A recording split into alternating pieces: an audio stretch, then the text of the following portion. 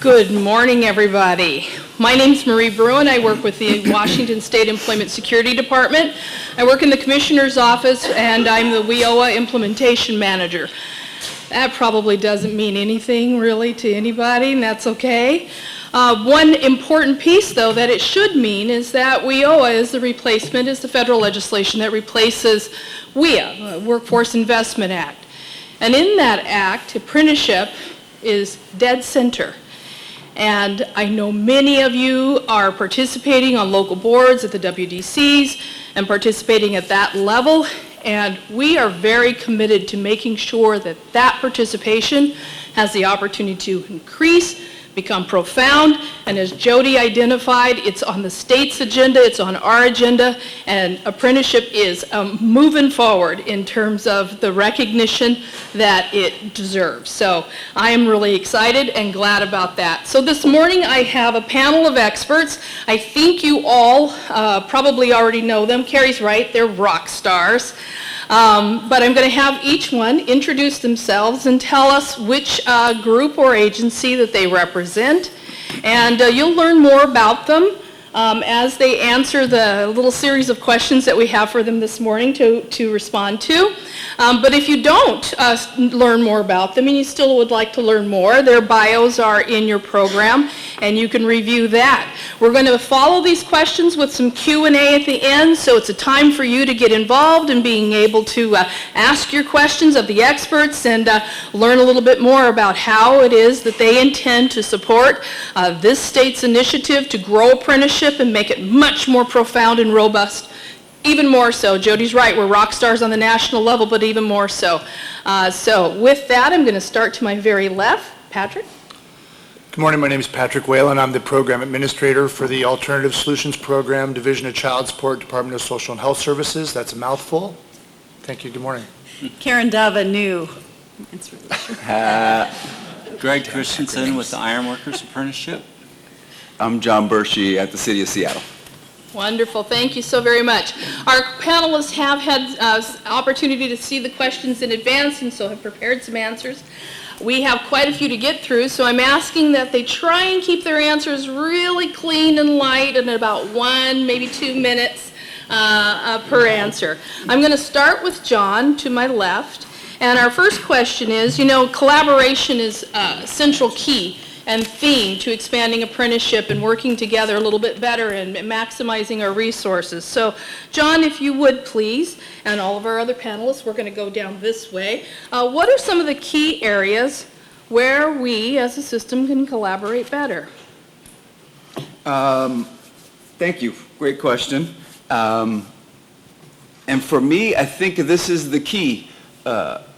So in the course of doing my job, the first thing I think I realized is I can't do it alone. I came into this world from the pre-apprenticeship world at a program called Youth Build and realized that as I was spinning and struggling to make Youth Build stay alive and get enough funding, I had no idea what was happening just outside my walls. So coming to the city and having an opportunity to look at the bigger picture, our first goal, my first goal, was to try to find ways to collaborate. So I guess my first answer to that question is you hang out with people like this who are doing that work. There's so many people doing that great work at the pre-apprenticeship level, at the apprenticeship level, and then beyond on those two outside bookends, the community and contractors. So what we're doing at the city is we've built a regional pre-apprenticeship collaboration to try to bring all those stakeholders together in the same place at the same time so that we can build a region-wide sustainable system rather than isolated pre-apprenticeships trying to stay alive and get people into that pathway. And from the city perspective, we also know that the number of projects we have that are impacted by our priority hire ordinance are few, right? There are 7 or 8 currently projects that we have. And there's a limited number of young pre-apprentice graduates or apprentices that we can get onto those job sites.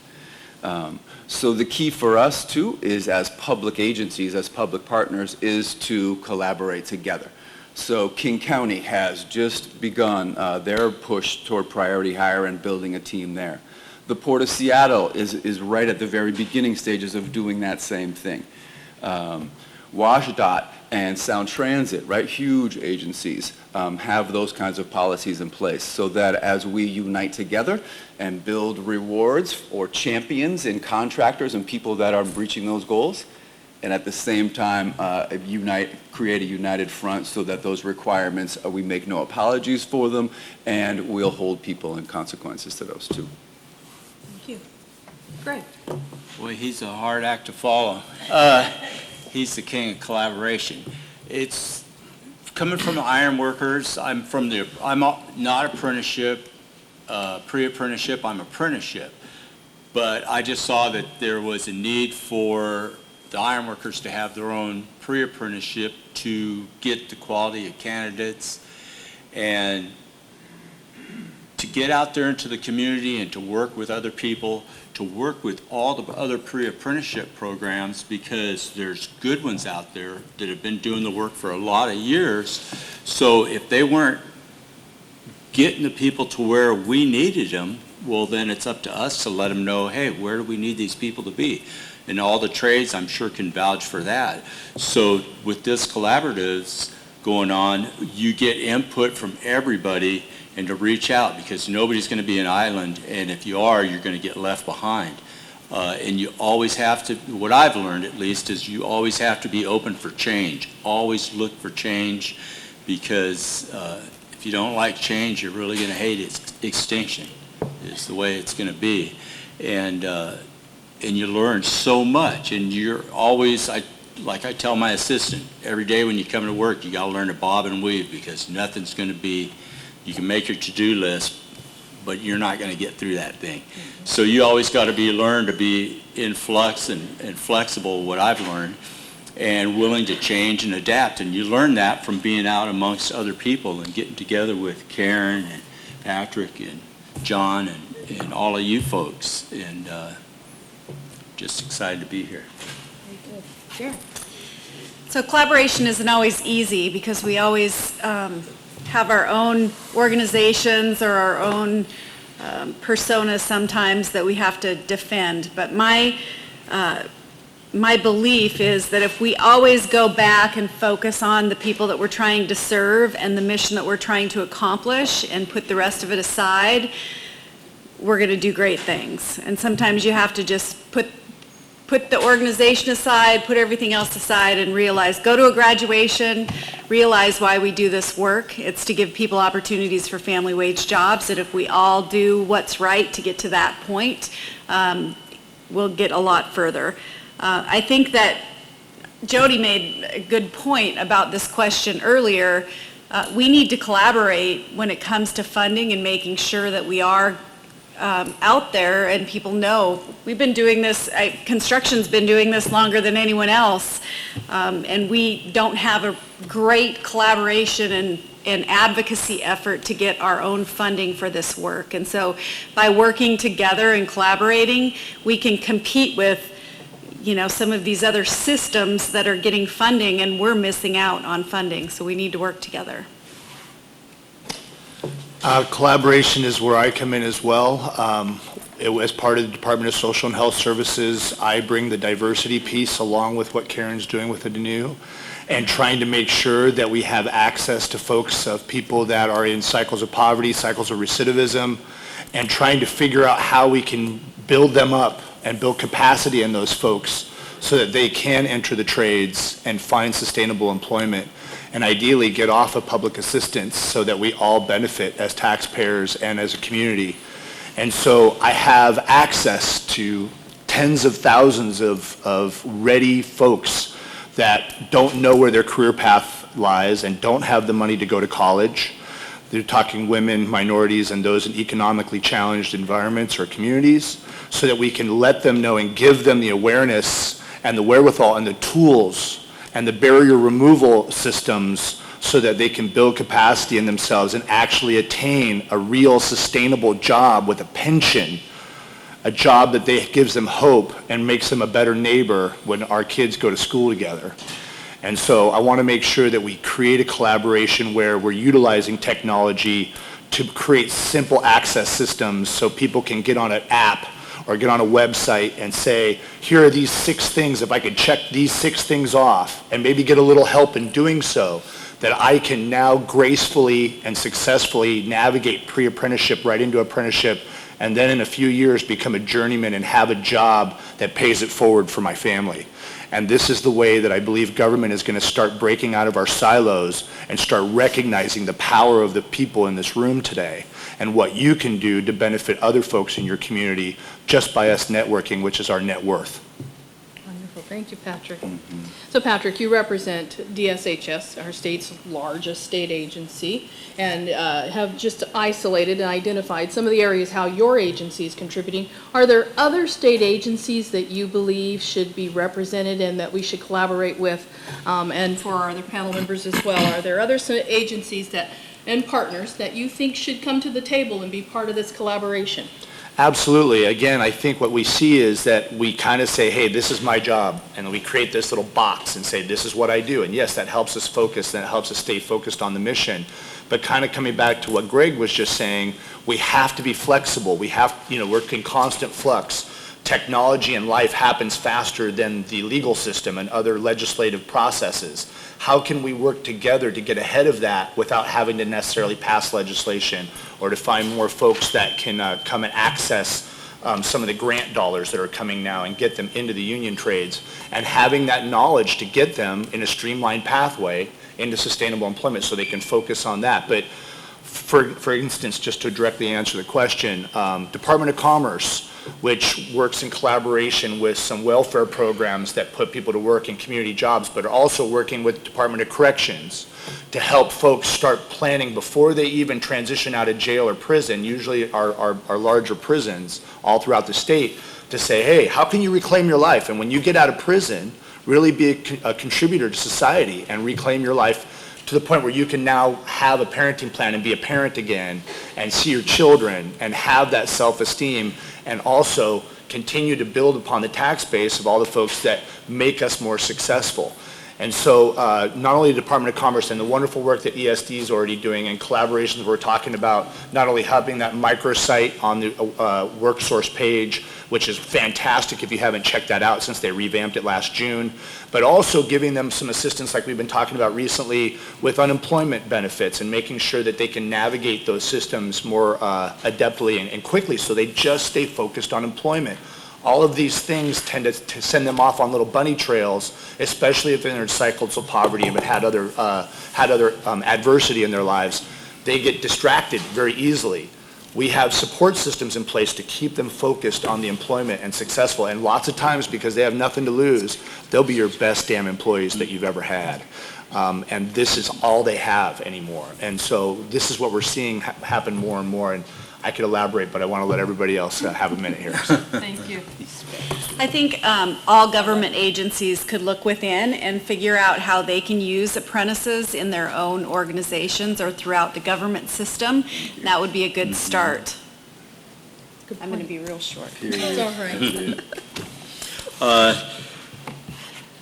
Without jobs, you can train pre-apprentices all you want. If you don't have jobs or places for them to go, it's all for nothing. I mean, it's not worth it. So I'm happy in this state we have apprenticeship utilization. I'd like to see it more. What's coming out of the City of Seattle Collaborative is they're starting to bring in private partners to where in the City of Seattle they have priority hire on any public works jobs, but they've opened it up to be inclusive. And my idea, since this is the Energy Summit, green energy, right, and to be a green contractor and stuff, that was like a key word. You put it out there at first, and everybody's like, what's that? And then that's kind of a bother. It's, what do you mean you separate your trash and this and that? Just throw it all in one thing and get rid of it, and then you start thinking green. So make apprenticeship appealing to private contractors. If there was a way we could get some incentives, like Jody was talking and stuff too, that some incentives that, hey, it's just like if you have a really good safety record, you get some incentives on jobs that you bid on. Well, if you're really good at bringing on apprentices and training the next workforce, maybe you can give some incentives into the bids of those people. So if you make it a popular thing, I'll use an example, selling construction. They were one of the first ones out there to do the green energy. They really capitalized on that. They did the lead contractors and stuff, and guess what? They started getting more and more work around the city of Seattle based on their reputation and being willing to do that. If we can get that mindset out with the contractors, and not just in construction, but all the employers, to make apprenticeship appealing and show that benefit, I think that'd be great. Amen to that. I'll give a plug to Stellan Construction too, and Lee Crutcher Lewis and Hoffman and these other contractors who get it, right, and are willing to, regardless of a PLA or a CWA, a community workforce agreement on a project, are willing and able and want to build a diverse workforce. They want women on their construction sites. They want people of color on their construction sites, and they're trying to build that. Indeed, right, we need to set those folks up as champions, whether it's straight to their pocketbook or in any other kind of way to recognize them as helping us build this movement when you don't have to, when you don't have that agreement on your job sites. So yeah, that's one of the first three I think of when I think of, who do we need to partner with more, right? That last element are the contractors. These indeed are the people in the construction industry anyways, who are going to hire our young people coming in. So we need to educate them. We need to help them understand the value in it for them to have women, to have African Americans, to have people of color on their job sites. And we need to reward them for doing it. The other two places I think we need to partner more, and I think y'all have touched on it, and Patrick's our home base for this, is the community. The community needs to know about these opportunities.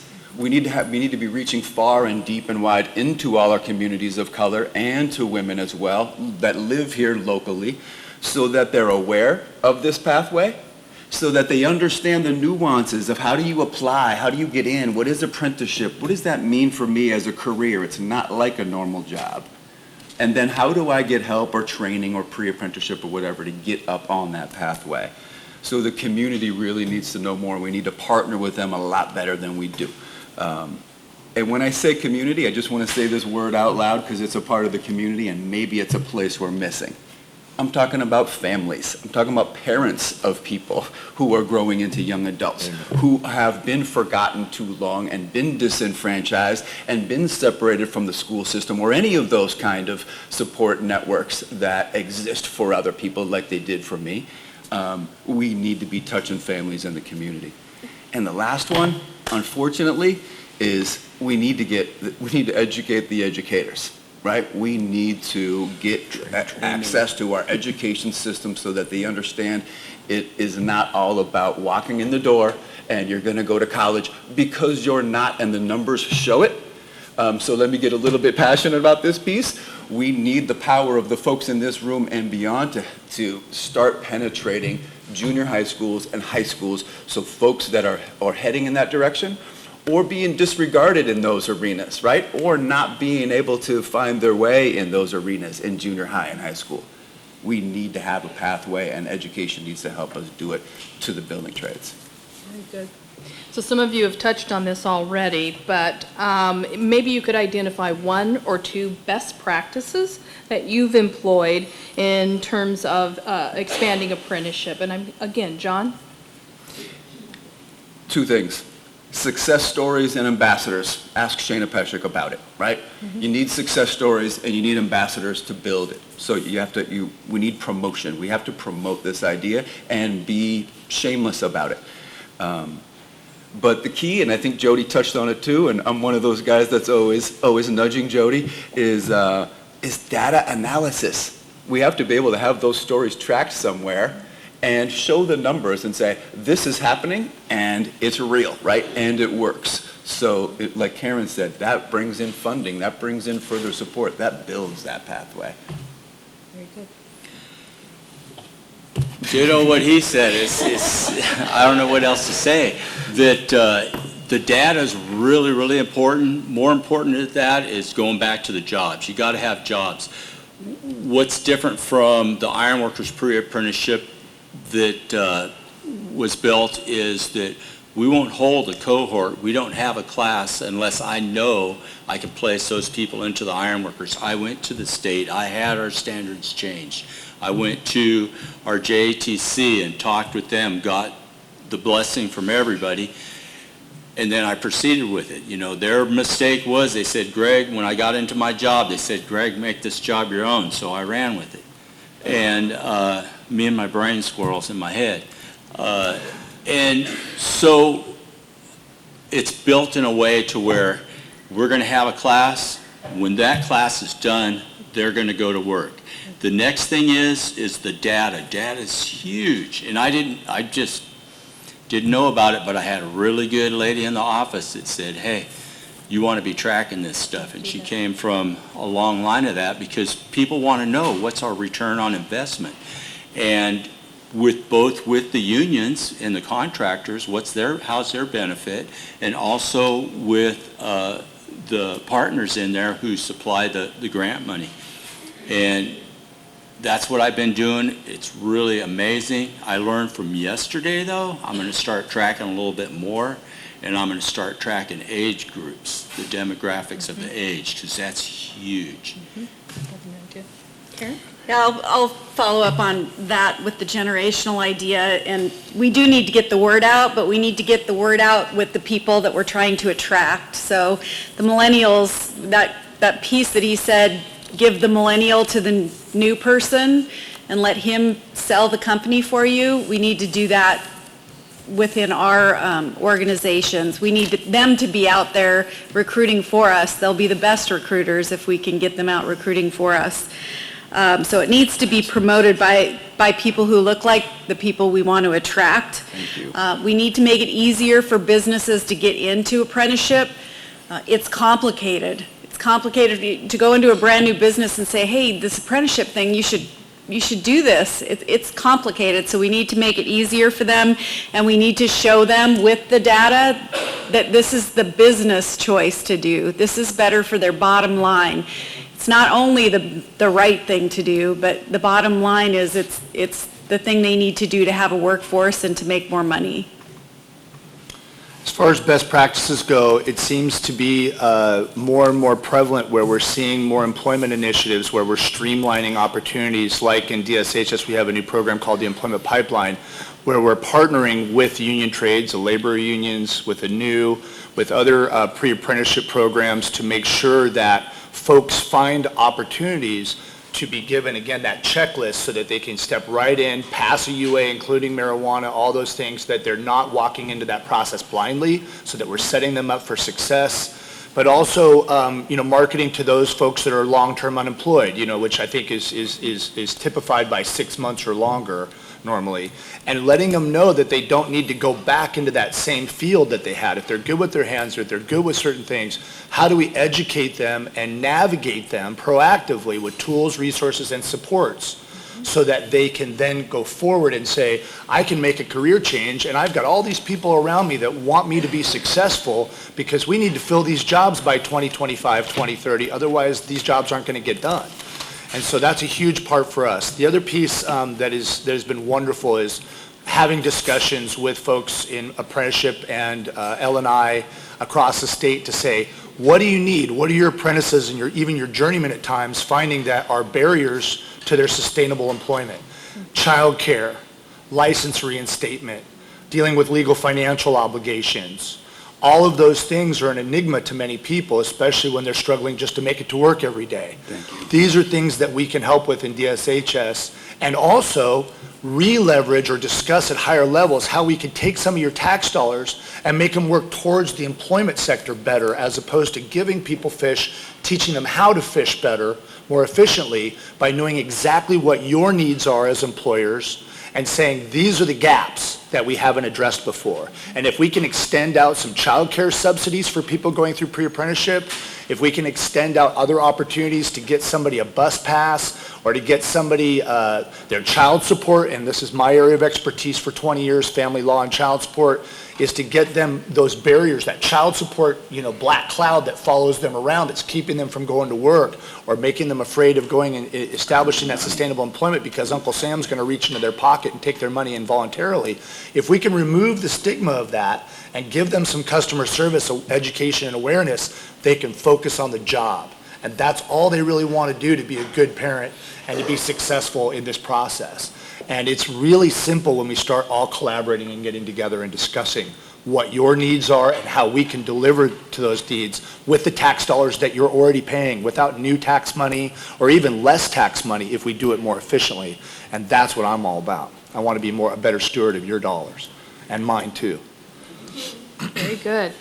So Jody talked a little bit earlier about the recent infusion of cash into our system, nearly $8 million to expand apprenticeship through the AIA grant, Apprenticeship USA, and investments made by the governor's office into the expansion of apprenticeship.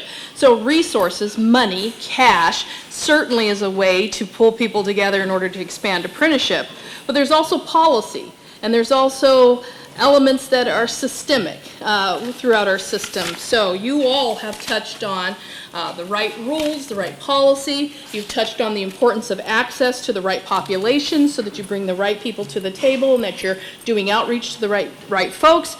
But in your opinion, and I'm going to start with you, Patrick, what are some areas that are either policy or systemic to our system here in Washington State that stand in the way of expanding apprenticeship? Boy, howdy. How much time do we have? Not that much. Not that You want much. to start changing the world now? It's You kind of just note the items, okay? it's kind of exciting, but it's daunting at the same time.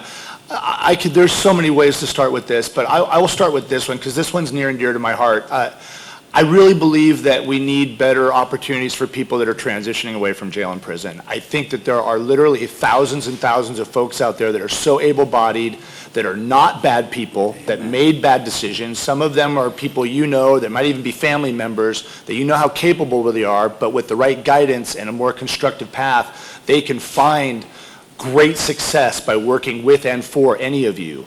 But we have to give them those supports. And so there's certain policies that are already being addressed. I'm actually on the Department of Corrections Reentry Council with the state legislature and working to talk about things like banning the box and helping folks to identify themselves as a qualified professional as opposed to, a felony that they might be in the process of expunging, or the fact that now they've reclaimed their life and they're really an amazing professional. But yeah, they got, 5 DUIs 10 years ago or something like that before they got their alcoholism under control.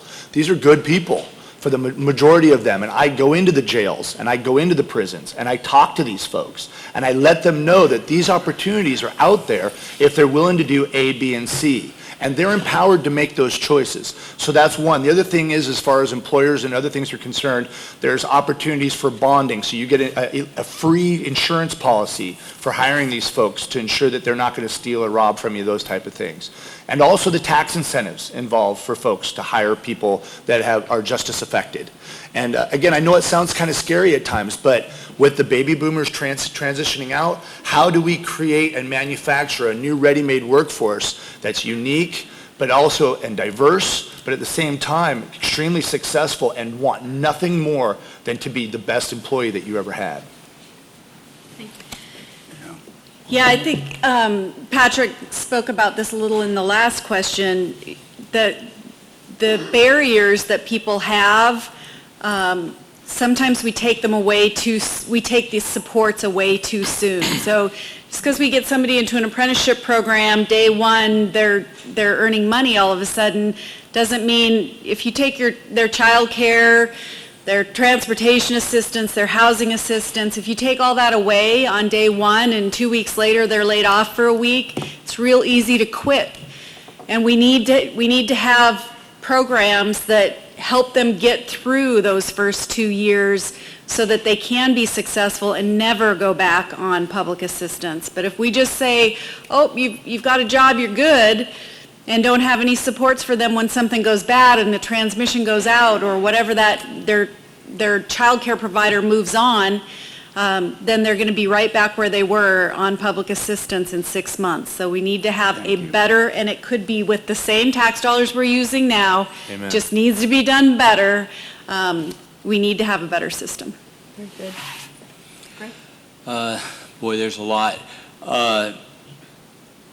I'll start off, the iron workers is the first trade to have maternity leave for a female.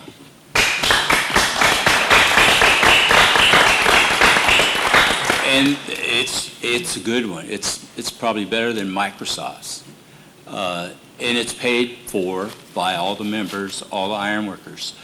So we're covering that. But my point being said is, nothing makes me more angry than you work really hard to get people into the trades, and you go out and recruit them, you give them the best training you can, you get them out there, and then you get them out on the job.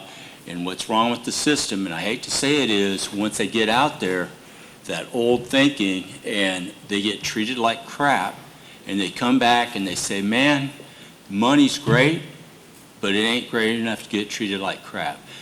That is a bad system. It's a hard one to change, but it is changing when you show that it's not acceptable. If I could change anything right now, that's what I would do. That's going to be a lot of work ahead of us, but like they talked about the other day, zero tolerance for that stuff. That's the thing I'd like to change. Boy, amen to that. Yeah. It's old, right? And it's deep, and it's powerful, and it's as many people say who have many years of experience, especially on commercial construction sites, that it is changing. I believe that's true, and I've seen pieces of that that are true, and there's people that know better than me that that's true and that's happening. One of the things we didn't get at the very beginning today was those challenges that face us on the way as we're building this thing. And it's not the only one, but for us in Priority Hire, and for my role particularly as the job and training advisor to my team, and dealing specifically with pre-apprentice graduates and young apprentices and getting them onto job sites and keeping them on those job sites. Probably the number one most difficult, most challenging thing, right, is African American young men and young women on these job sites telling us the stories of what it really is like for them out there, and needing tools to deal with it and needing mentors to support them in dealing with it too. I'll leave that there.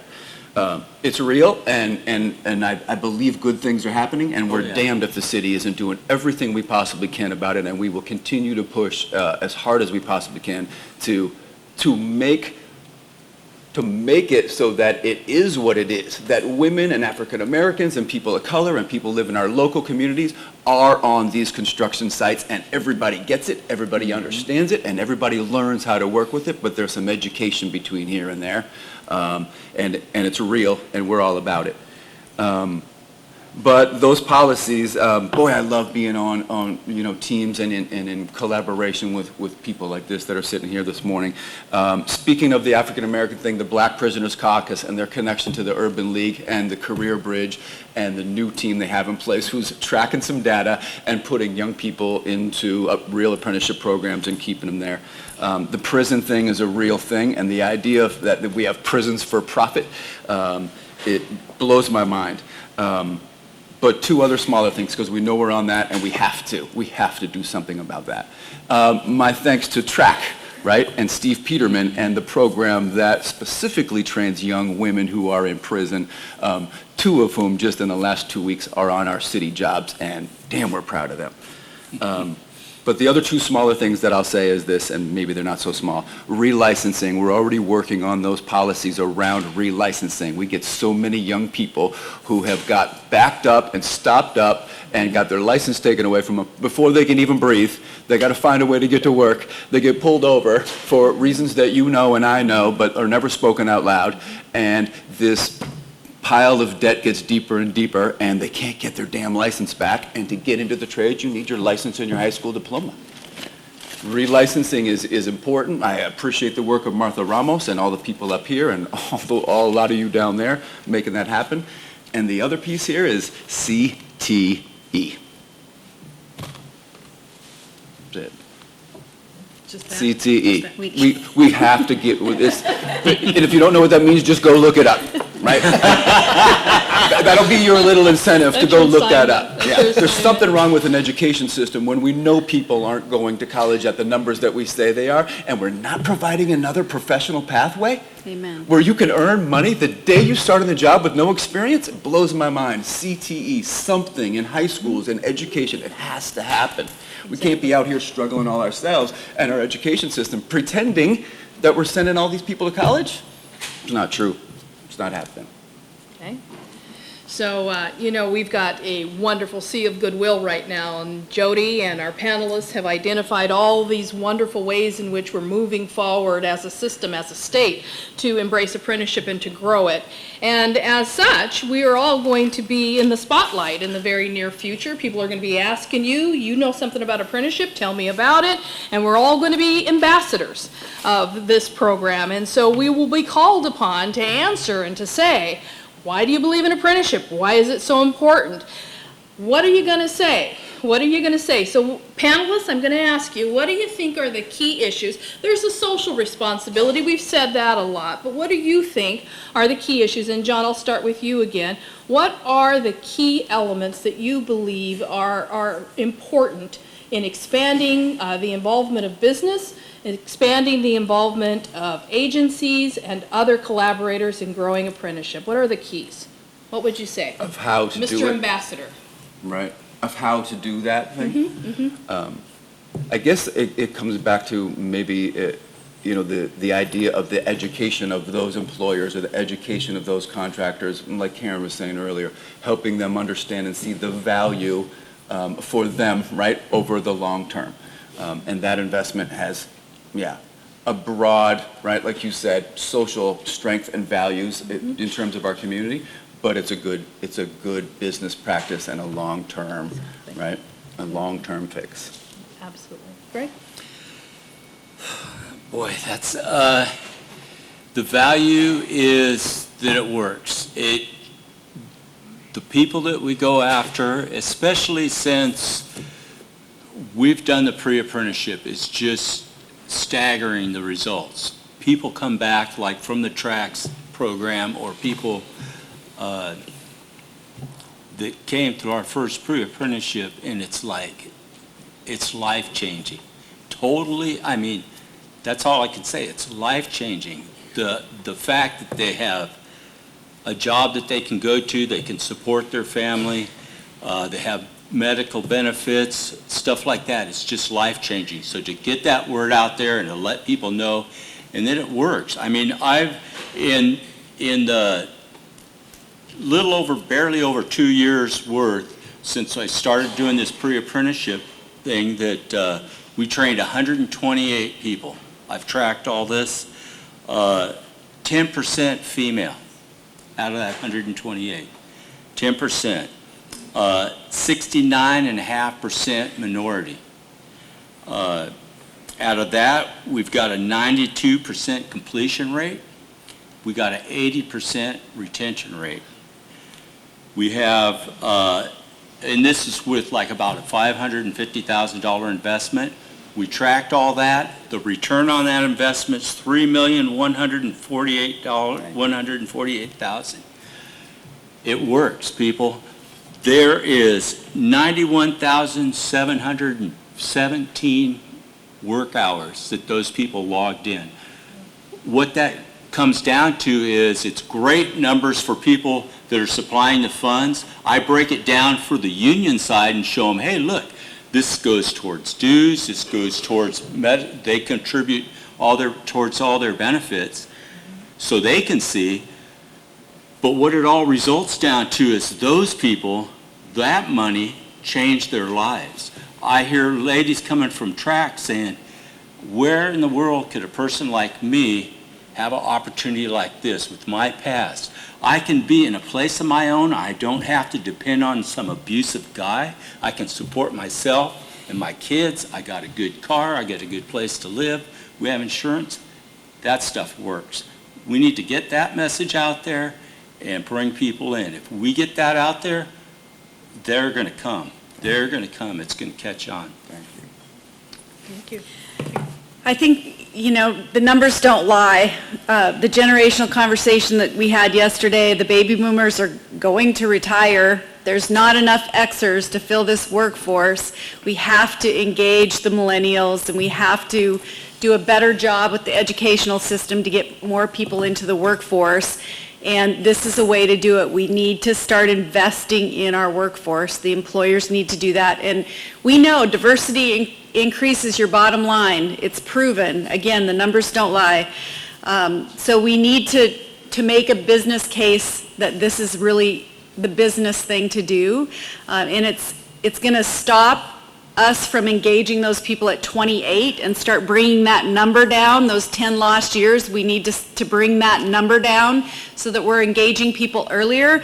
And I'm an Xer and I got 2 millennials. Both of them aren't going to end up college graduates, I can tell you that, and I don't want them to live on my couch for the rest of their lives. So as a parent, we need to start realizing that we need to have these pathways for those kids that aren't necessarily, and it doesn't mean apprenticeship isn't a track to college. There's a young, I don't see him now, young guy in here yesterday that started in the European system as an apprentice and has 2 master's degrees. So it doesn't mean apprenticeship doesn't get you eventually to a college degree, but it's a way to get them earning money and starting to be independent at an earlier age. And as a parent, I think we could all agree that that's a good thing. How do we bring more people to the table and get greater agency business involvement? I think what you see more so these days is businesses trying to do what they do best more and more, which is focusing on their specialty and focusing on what they do best. And when they're distracted by having to do HR work, having to do recruitment, having to do other things that maybe aren't their specialty, you see more and more implementation of online services and hiring processes like Indeed.com and things like that. I think what we're seeing in this collaboration is the ability to create a ready-made workforce for the employers. And so we can actually build these folks up, build capacity in them, give them supportive services so that they are coming and hitting the ground running as they come to your doorstep and have that initial interview or that initial training process to find out whether or not they're going to be a good fit for you. And the more and more we can prepare them for that, your job's going to be easier so you can focus on the business at hand. And that you have this other group of folks that are funneling with supportive services, mentors, navigators, folks that are giving them some of the basic skills that so many of us take for granted. And Greg even touched on this, the first time you get the keys to your new house or even just an apartment of your own, or the first time that you actually can afford to pay your car insurance and you're driving around with insurance. We take these things for granted, and I get mad every time I have to pay my car insurance. They're killing me, I haven't had a claim in 10 years, But for those folks, it's grandiose. And when they start to recognize that and see that, and as employers see the value of us bringing them this ready-made workforce and working harder to front load that, then folks can work and focus on the expertise at hand and doing quality work and quality workmanship that's going to sustain certain projects like Sound Transit and some of our larger construction projects and renewable energy, sustainable energy opportunities that we need to have moving forward in the next 25 to 50 years. One of our focus points is really reducing poverty by the year 2025 by 50%. And when I talk to people about, they're like, yeah, that's great. You're just throwing stuff out there. But how do we do that? And I got John Bursch over here dropping the mic, throwing out acronyms that I didn't even know what they meant until about 6 months ago. CTE. And really it's just about employment and training. How do we build capacity in those folks and individualize the services to those folks where they live based upon the workforce development and the employers and the different jobs in those areas, because it's very different in Yakima than it is in Seattle. So how do we continue to support those employers with these ready-made workforces and the systems that will get them there? And Employment Security already does a wonderful job of this, but they are obligated to cover everybody. So now we start specializing and looking at how do we now support folks that are struggling financially? How do we support folks that are long-term unemployed and maybe have some anxiety or depression or PTSD issues that we know are real, especially for our veterans and other folks that are coming back and trying to transition into civilian life. And it's difficult when IEDs have been blowing up around you for a couple years over in the Middle East. I have friends and family that suffer from that. I want them to get into these trades and get into these jobs. I want, as a parent, for my own education to know that even though I've been pounding my kids for the last few years, you're going to go to school, you're going to graduate, you're going to go to college, and then you're going to get married, and now I'm recognizing through my own development and my own education that I want to share, and again, this is how we're going to get more of these folks to the table by sharing that knowledge. They don't have to go to college as long as they know that there's this wonderful career for them. Even the folks that have gotten into drug dealing and other, nefarious acts, if you can tell them and show them that they could actually start making money here right now if they'll just go through this 10-week training course or what have you. They don't have to go sell drugs because they can make good money legitimately. Show them that. Make it real. Make it tangible. Not a concept, not a guy in a suit with a tie talking about it, but somebody actually showing them that it really works. It's happening right now, and we need your support to build that further. Let's bring those ready-made workforces to you. Thank you.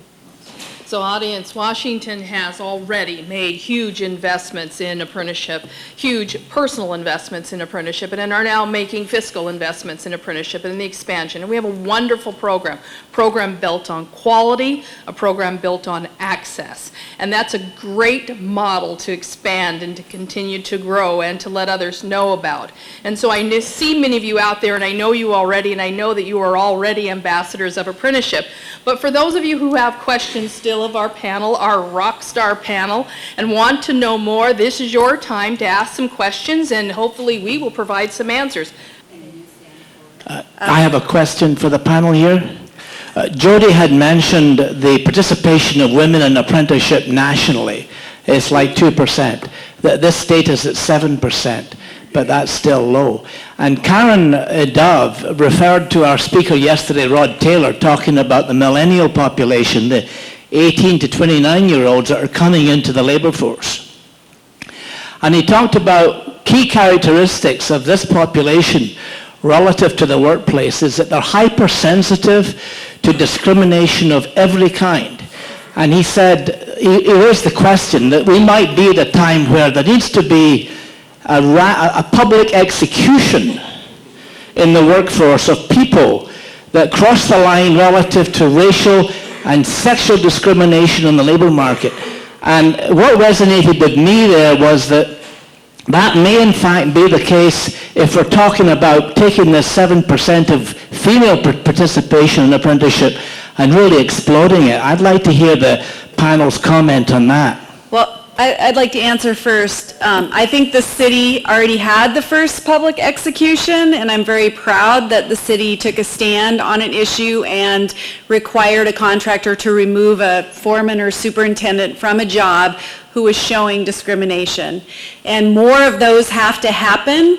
We do have to hold people accountable for their actions. And ANU is providing a training called Rise Up, Respect, Inclusion, Safety, and Equity, which can help apprenticeship programs, contractors, public entities with discrimination and training to help start changing that culture. But we do need more people like the City of Seattle that are willing to take a stand and say this isn't going to happen on our jobs. Thanks for saying that. And let me give big credit to people like Nancy Locke, who is my division director. If you don't know her name, get to know her. And my boss, who is Anna Pavlik. Yes, indeed, on the seawall, we had someone removed from that project for that very reason. Just 2 weeks ago, we also called a safety stand down on another project of ours, pulled all those workers off the site, pulled them all together with their supervisors and their foreman and the superintendent on that site as well, calling safety concerns that for us began with the treatment of a woman of color on that job site and made it clear that would not happen again, followed it up with a letter making it clear that someone, and named those people, will be removed from the job site if this doesn't change immediately. it's indeed what we were talking about when we were talking about there needs to be consequences, there needs to be teeth, right? Just like human nature, contractors are the same way. They won't do something unless they have to do that thing. On the other end, let's do it the right way too, right? Let's build champions. Let's reward these folks. Let's reward their pocketbook. Let's recognize them for making these kind of changes. Yeah, it's very real, and I'm glad that some things like that are being done about it. Hi, I'm James Bowers. I'm the CT Director, which is Career and Technical Education, which was, John, thank you, which was once vocational education. So in our district here, I'm sending 3 students to nationals for construction trades in the teamwork arena. That's a student that is a carpenter, one that's the mason, and one of them's the plumber. We have added a 4th from Aberdeen High School to be our 4th competitor, and he is the electrician. This is a program that offers opportunity for students to be ready, direct entry ready, which we once had in this state for high school students exiting programs, especially construction trades and in welding and other things like that. But we seem to have lost that. And we talk about the education, John, thanks again for bringing that point up. There is a vertical alignment that begins in kindergarten and moves its way all the way up until we get to apprenticeship. You talk about pre-apprenticeship programs, but I don't know if those pre-apprenticeship programs reach high school students. And that's where this has to start if we are really going to make any change. I have employable high school seniors ready for people in welding and in construction right now, and in sports medicine. I mean, we have programs, Bonnie and I, Bonnie from Toppin is here, CT Director, and I know I'm speaking for many CT directors across the state. I doubt that any of them would have any problem with me standing up here saying that, but we have kids ready for you, and we need to do a direct entry thing again in some way, in some fashion, to supply this workforce.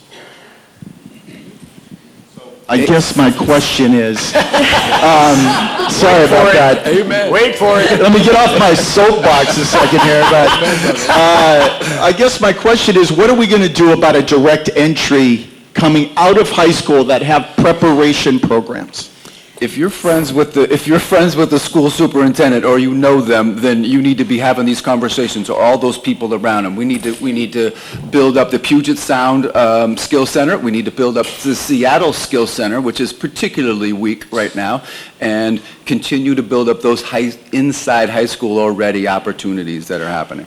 So if you are a recognized apprenticeship program, most of the trades either have, depending on your program, direct entry or preferred entry opportunities. So the skill centers and things like that are those, but certainly I will give you my card. You can send those students to me and we'll buy them boots and tools and find them jobs. But there are pathways to do that, and if you need assistance getting pathways for direct entry, we can help make connections for you to do that. Okay, we have time for one more question. Go ahead. Yes, my question is talk about the new technology for the apprenticeship. I heard from Jody said about he wants to go to implement the IT, and then went to university and he say 2 years. But in your perspective, from the job creation until the training, what time frame we talk about? 6 months, a year? How is academia working with the industry to narrow the gap? Well, that's a good question. I think it depends on what the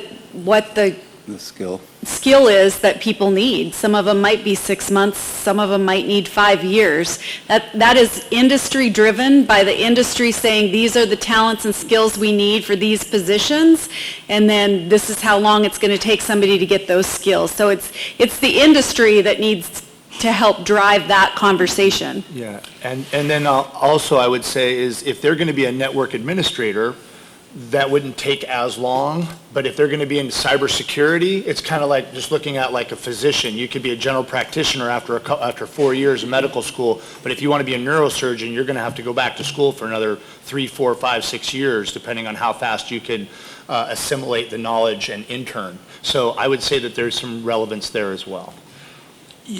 Apprenticeship works well all the way across the board. We're primarily the building trades is what represents apprenticeship in the United States. But I know for a fact that apprenticeship, you could be a baker and be an apprentice. It works all the way across the Meat board. cutter. So that's what we have to look at.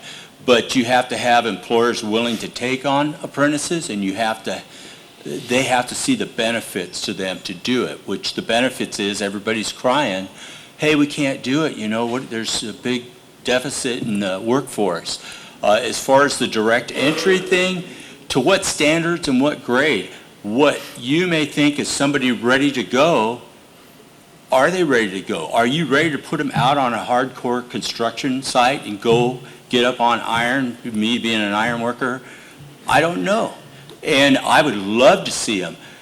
Where I see a breakdown is the schools and the colleges.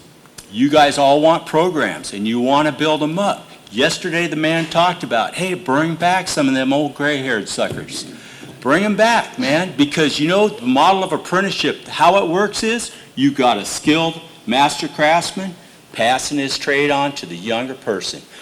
I go out and try and reach students all the time. 28 years old is our average age. We're missing 10 years. Guess what? That's the reality of it. So we have to I agree, we got to reach them younger.